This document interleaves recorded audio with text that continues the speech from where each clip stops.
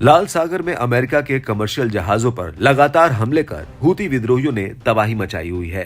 America के लिए इनसे पार पाना एक कड़ी चुनौती बना हुआ है।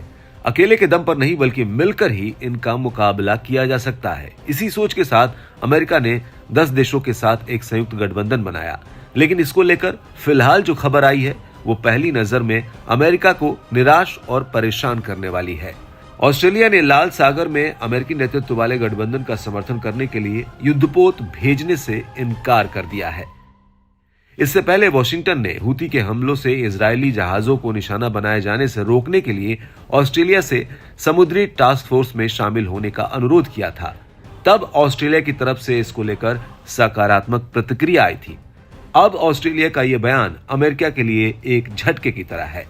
हालांकि स्काई न्यूज ऑस्ट्रेलिया ने बताया कि कैनबरा वॉशिंगटन के नेतृत्व वाले प्रयासों को अंतर्राष्ट्रीय शिपिंग मार्ग को सुरक्षित करने में मदद करने के लिए अतिरिक्त कर्मियों को भेजेगा। ऑस्ट्रेलिया रक्षा मंत्री रिचर्ड मार्ल्स ने बताया कि हम कोई जहाज या विमान नहीं भेजेंगे, लेकिन हाँ, हम संयुक्त समुद्री बल में अपना योगदान लगभग 3 गुना कर देंगे। अभी हमारे पास 5 कर्मी हैं जो संयुक्त समुद्री बल के मुख्यालय में कार्यरत हैं और अगले महीने में ये संख्या बढ़कर 16 हो जाएगी। देखा जाए तो ये भी एक खास योगदान है। अमेरिका के नेतृत्व में हूती के हमलों से निपटने के लिए ऑपरेशन प्रॉस्पेरिटी गार्जियन की शुरुआत की गई है। अब तक नेटो देशों में UK, Canada, France, Italy, Norway और नीदरलैंड ने व्यापारिक जहाजों की रक्षा के लिए समर्थन का वादा किया है। हूती विद्रोहियों के लाल सागर पर हमलों के तार इजराइल हमास युद्ध से जुड़े हुए हैं।